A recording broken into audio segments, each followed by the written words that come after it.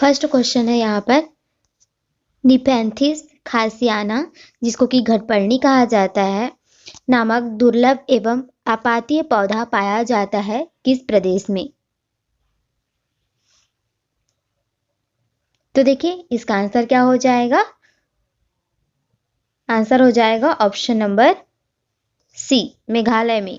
जो घटपर्णी का पौधा है, जो कि थोड़ा दुर्लभ माना जाता है और आपातीय पौधा कहा जाता है इसको, ये कहाँ पाया जाता है? मेघालय में पाया जाता है। नेक्स्ट क्वेश्चन है, लेग हीमोग्लोबिन पाई जाती है, जो लेग हीमोग्लोबिन है ये किस में पाई जाती है?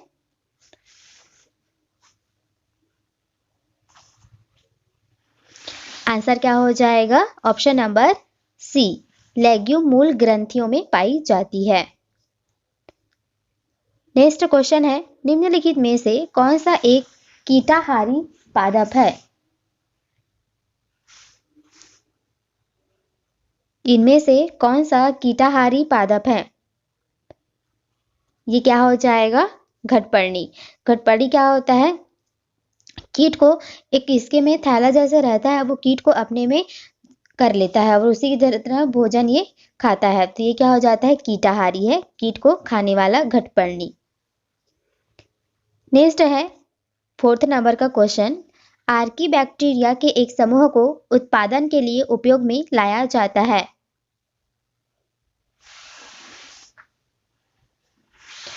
आर्की बैक्टीरिया जो है, इसके समूह को किसके उत्पादन में उपयोग में लाया जाता है? आंसर क्या हो जाएगा? मेथेन। मेथेन के उत्पादन के लिए आर्की बैक्टीरिया का जो समूह रहता है उसको उपयोग में लाया जाता है। नेक्स्ट क्वेश्चन है, कॉर्क निम्नलिखित में से किस पेड़ से प्राप्त होता है? कॉर्क जो होता है उसको किस पेड़ से प्राप्त किया जाता है? आंसर हो जाएगा ऑप्शन नंबर सी, क्वैकस नामक जो पेड़ होता है इससे कॉर्क को प्राप्त किया जाता है। नेक्स्ट क्वेश्चन है, निम्नलिखित में से कौन सा एक कवकों और उच्चतर पादपों की जड़ों के बीच उपयोगी प्रकार्यक साहचर्य है? जो कवक और जो पादप की जड़ होती है उनके बीच कौन सा उपयोगी है? आंसर क्या हो जाएगा? कवक मूल। जो कवक मूल होता है वो देखिए, जो कवक होते हैं और उस उच्चतर पादपों की जो जड़ें होते हैं उनके बीच सहचार्य का काम करता है। नेक्स्ट है, एजोला बहुधा जैव उर्वरक के रूप में प्रयोग किया जाता है क्योंकि इसका सहचारी है। जो एजोला होता है उसको हम किसके उपयोग में करते हैं? जैव उर्वरक के रूप में उपयोग में लाते हैं, क्योंकि इसका जो सहचारी है वो कौन है? नीलहरित शैवाल। नीलहरित शैवाल पृथ्वी का सबसे पुराना है और यही क्या होता है? एजोला की जो जैव उर्वरक के रूप में उपयोग में लाया जाता है इसका सहचारी है। नेक्स्ट क्वेश्चन है, देखिए यहाँ पर रिपीट हो गया है 7 नंबर का। 8th में चलते हैं। 8th क्वेश्चन है, निम्नलिखित में से कौन से सूक्ष्मजीवी जैव उर्वरक के रूप में प्रयोग में होते हैं? कौन सा सूक्ष्मजीवी का उपयोग जैव उर्वरक के रूप में लाया जाता है? क्या हो जाएगा? साइनोबैक्टीरिया। जो साइनोबैक्टीरिया है इसका उपयोग जैव उर्वरक के रूप में प्रयोग में लाया जाता है। नेक्स्ट क्वेश्चन है, नर पुष्प और स्त्री पुष्प दोनों को जन्म देने वाला जो पादप है वह क्या कहलाता है? नर पुष्प स्त्री पुष्प दोनों को जन्म देने वाला जो पादप है वह उभयलिंगी या द्विलिंगी कहलाता है। नेक्स्ट, एयर कैविटीज की उपस्थिति किसका अनुकूलन है? जो वायु गुहिकाएं हैं जिनको एयर कैविटीज कहा जाता है, इनकी उपस्थिति किसके अनुकूलन होती है?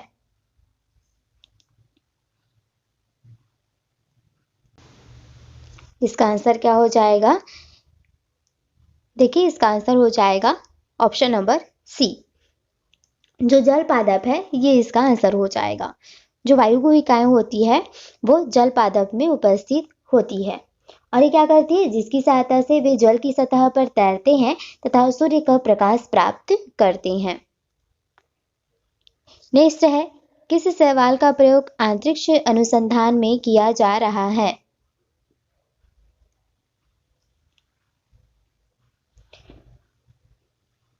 अंतरिक्ष अनुसंधान में कौन से सवाल का उपयोग किया जाता है? आंसर हो जाएगा क्लोरेला। नेक्स्ट क्वेश्चन की ओर बढ़ते हैं। लाइकेन, लाइकेन क्या है? तो जो लाइकेन होता है ये सहजीवी होता है, शैवाल और काया के सहजीवी है ये लाइकेन। नेक्स्ट है, बीजों के अंकुरण के लिए किसकी आवश्यकता नहीं होती है?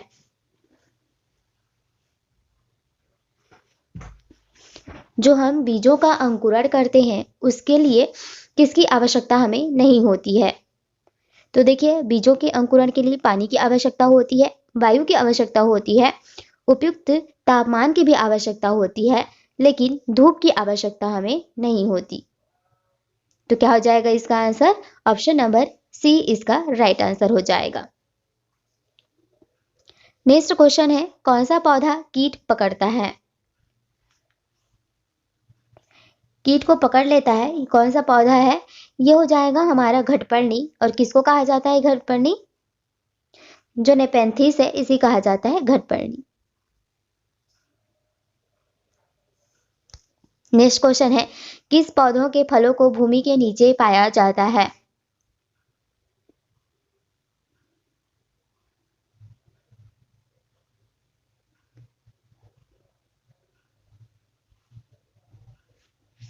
तो देखिए, जो मूंगफली होती है ये भूमि के नीचे पाई जाती है। नेक्स्ट है, निम्नलिखित में से कौन एक जैव उर्वरक का स्रोत है? जैव उर्वरक का स्रोत कौन सा है इनमें से? तो हमने देखिए थोड़ी देर पहले ही पढ़ा था कि जो एजोला होता है इसको जैव उर्वरक के रूप में उपयोग में लाया जाता है। नेक्स्ट है, दूध किस बैक्टीरिया के कारण खराब होता है? दूध में ऐसी कौन सी बैक्टीरिया होती है जिसके कारण दूध खराब हो जाती है? तो इसका आंसर हो जाएगा ऑप्शन नंबर डी, लैक्टोबैसिलस लैक्टाई जो होती है, इसी के कारण जो ये एक बैक्टीरिया होती है जिसके कारण दूध जो होती है वो खराब हो जाती है। नेक्स्ट क्वेश्चन है, निम्न के साथ मिलाने से एजोला एक अच्छा उर्वरक होता है। एजोला तो एक उर्वरक है ही, लेकिन इसको किसके साथ अगर मिला दिया जाए तो और भी अच्छा उर्वरक बन जाता है। आंसर क्या है? नील हरित शैवाल। अगर जो एजोला है इसको नील हरित शैवाल के साथ मिला दिया जाए तो ये सबसे अच्छा उर्वरक और बन जाता है। नेक्स्ट क्वेश्चन है, सिनकोना की छाल से प्राप्त औषधि को मलेरिया के उपचार के लिए प्रयुक्त किया जाता था। जिस कृत्रिम औषधि ने इस प्राकृतिक उत्पाद को प्रतिस्थापित किया वह कौन सा है? तो देखिए, पहले क्या होता था, जो मलेरिया होती थी उसके उपचार के लिए सिनकोना की जो छाल होती थी उससे इलाज किया जाता था। लेकिन ये तो पुराने समय में ये इसका उपयोग किया जाता था, लेकिन अब इसी को कृत्रिम रूप से औषधि बना दिया गया है। तो उसका उस जो टैबलेट है उसका नाम क्या है? तो आंसर हो जाएगा यही, जो मलेरिया की रोग होती है इसमें उपचार में उपयोग में लाया जाता है क्लोरोक्विनेन। ठीक। नेक्स्ट क्वेश्चन है यहाँ पर, उद्योगों में निम्नलिखित सूक्ष्म जीवों में से कौन सा एक प्रकार सर्वाधिक व्यापक रूप से उपयोग में आता है? उद्योग में कौन से सूक्ष्म जीवों का व्यापक रूप से उपयोग में होता है? तो देखिए, यहाँ पर उद्योग में जीवाणु, सूक्ष्म शैवाल और कवक, इन तीनों ही जो सूक्ष्म जीव हैं इनका उपयोग सबसे अधिक होता है। नेक्स्ट यहाँ पर, प्याज के छिलके उतारते पर आंसू आते हैं क्योंकि प्याज जो होता है वो कौन सी चीजें, कौन सी एसिड जो है वो निष्कासित करता है, जिसके कारण अगर हम प्याज को छीलते हैं तो हमारी आंखों में आंसू आते हैं।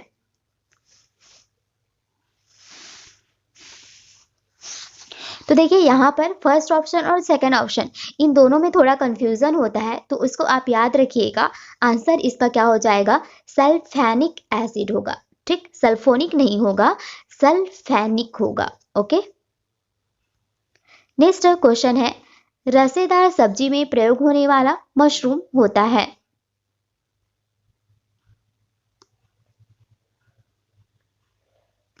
तो ये कौन सा होता है? ये होता है मशरूम कवक। नेक्स्ट है, निम्नलिखित में से कौन सा विश्व का सबसे बड़ा फूल है?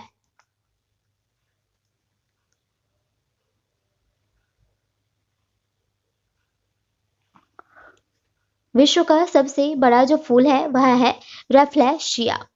याद रखेंगे, ऑप्शन नंबर सी इसका राइट है, रेफ्लेशिया।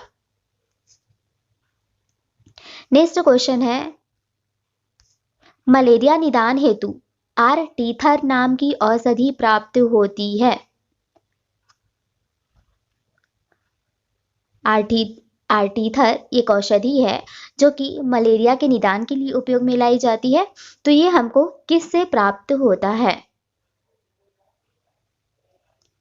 क्या हो जाएगा? बीजीय पादप से। नेक्स्ट क्वेश्चन है, निम्न में से कौन सा गलत है? चार ऑप्शन दिए हुए हैं, उसके सामने भी दिया हुआ है, तो इनमें से कौन सा जोड़ा जो है वो गलत है?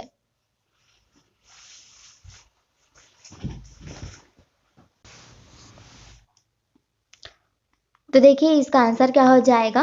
25 नंबर का जो आंसर है वह ऑप्शन नंबर डी यहाँ पर होगा, ये गलत है। तो अमरूद जो होता है एक सरस फल है, तो ये सही है। आम जो होता है ये अस्त्री फल है, तो ये सही है। अनानास जो होता है वो सोरासिस है, तो ये सही है। लेकिन जो सूरजमुखी है वो कैप्सूल होता है, ये गलत है। नेक्स्ट है, यहाँ पे 25 का रिपीट है। 26 में चलते हैं, दूध का दही में परिवर्तन किसके द्वारा होता है? जो दूध होती है उसको दही जब में परिवर्तित होती है तो वह किसके द्वारा होता है? आंसर हो जाएगा बैक्टीरिया के द्वारा। नेक्स्ट क्वेश्चन है, निम्नलिखित में से किस फसल में नील हरित शैवाल मुख्यतः जैव उर्वरक के रूप में प्रयुक्त होते हैं?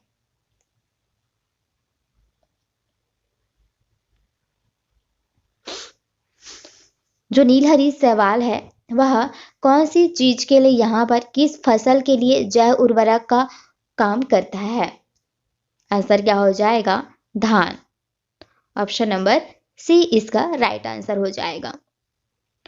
नेक्स्ट क्वेश्चन है, निम्नलिखित में से कौन जैव उर्वरक के रूप में प्रयुक्त होता है?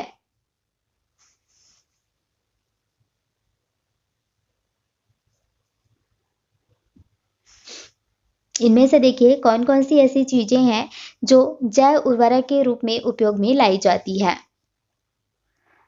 आंसर क्या हो जाएगा? ऑप्शन नंबर डी, एजोला, नील हरित शैवाल, अल्फा अल्फा, ये तीनों ही जैव उर्वरक के रूप में प्रयुक्त होते हैं। नेक्स्ट क्वेश्चन की बात करें, निम्न में से कौन एक जैविक उर्वरक है? क्या हो जाएगा? एजोला। एजोला एक जैव उर्वरक है। नेक्स्ट, समुद्री खरपतवार निम्नलिखित में से किसका महत्वपूर्ण स्रोत है?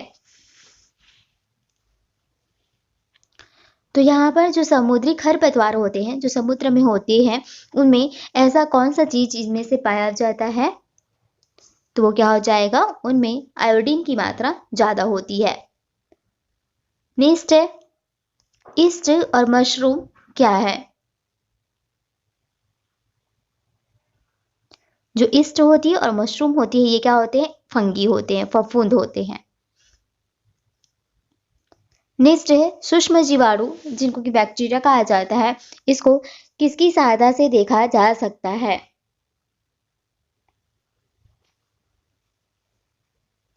जो बैक्टीरिया होता है इसको किसकी सहायता से देखा जा सकता है? आंसर क्या हो जाएगा? कंपाउंड खुर्दबीन द्वारा। ठीक। नेक्स्ट क्वेश्चन है, यहाँ पर कथन है कुछ जीवाणु अपना भोजन संश्लेषित कर सकते हैं और कारण दिया हुआ है इन जीवाणुओं में हरा पदार्थ जो हरित लवक कहलाता है वह पाया जाता है। तो यहाँ पे कथन एक बोल रहा है कि कुछ जीवाणु जो होते हैं वो अपना भोजन संश्लेषण के द्वारा प्राप्त कर सकते हैं, और वही कारण बता रहा है कि इन जीवाणुओं में हरा पदार्थ जो हरित लवक कहलाता है वह पाया जाता है। तो बताइए इनमें से कौन सा सही है, कौन सा गलत है। यहाँ पर कथन के सामने यहाँ दिया हुआ है ए और ये है आर।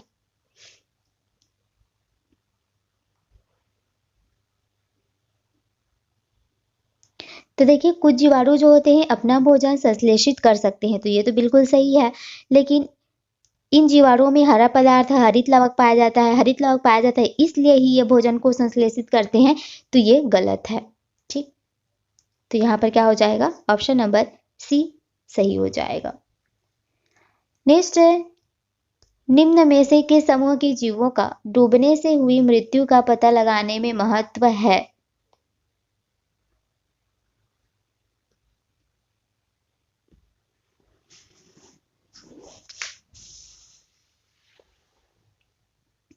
आंसर क्या हो जाएगा, डायटम।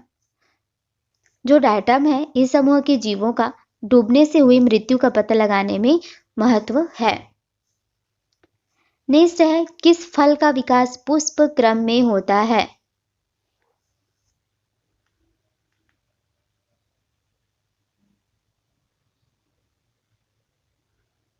तो 35 का आंसर बताइए क्या होगा। तो देखिए यहाँ पर जो अनानास होता है इसी का जो डेवलपमेंट होता है वो फ्लावर पुष्प क्रम से होता है। नेक्स्ट है, किस फल में असली तथा नकली फलों के गुण सम्मिलित हैं।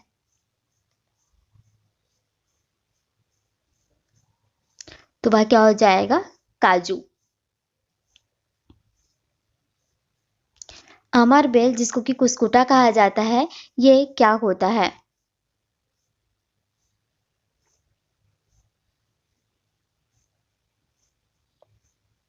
तो जो कुस्कुटा होता है, अमर बेल होता है, वो पूर्ण तना परजीवी होता है। ठीक, पूर्ण तना परजीवी होता है। नेक्स्ट है, किस पौधे का खाद्य चालन ऊतक है, यानी कि ऐसा कौन सा ऊतक है जो खाद्य पदार्थों को पहुंचाता है। तो क्या हो जाएगा, फ्लोएम। खाद्य पदार्थों का संवहन करता है फ्लोएम, और अगर वाटर की बात करें, खनिज की लवण की बात करें, तो ये क्या करता है, जाइलम करता है। नेक्स्ट है, पौधे के किस भाग को केसर के रूप में इस्तेमाल किया जाता है।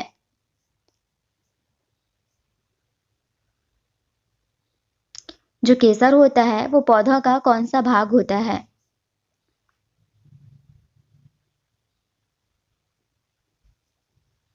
आंसर क्या हो जाएगा, पुंग केसर। पुंग केसर वाला पार्ट होता है केसर, जिसको कि उपयोग में लाया जाता है। नेक्स्ट है, किसी वृक्ष को अधिकतम हानि निम्न में से कैसे पहुंचती है।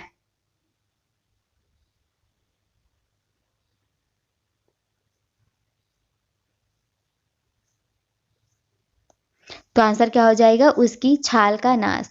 किसी भी वृक्ष को अधिकतम हानि उसकी छाल की नाश करने से पहुंचती है। नेक्स्ट है, पौधों में रस आरोहण या चढ़ाव किसके द्वारा होता है। पौधों में रसारोहण किसके द्वारा होता है। तो देखो ये मैंने बताया है कि जो जाइलम होती है उसके द्वारा पौधों में अगर हम पानी देते हैं तो वो पौधे के विभिन्न भागों तक पहुंचाती है जाइलम। नेक्स्ट है, पौधों का जल मूल रोमों तक किस दबाव से पहुंचता है। पहुंचाने का काम तो करता है जाइलम, लेकिन वो दबाव, वो प्रेशर क्या होता है, वो होता है परागशरण के द्वारा।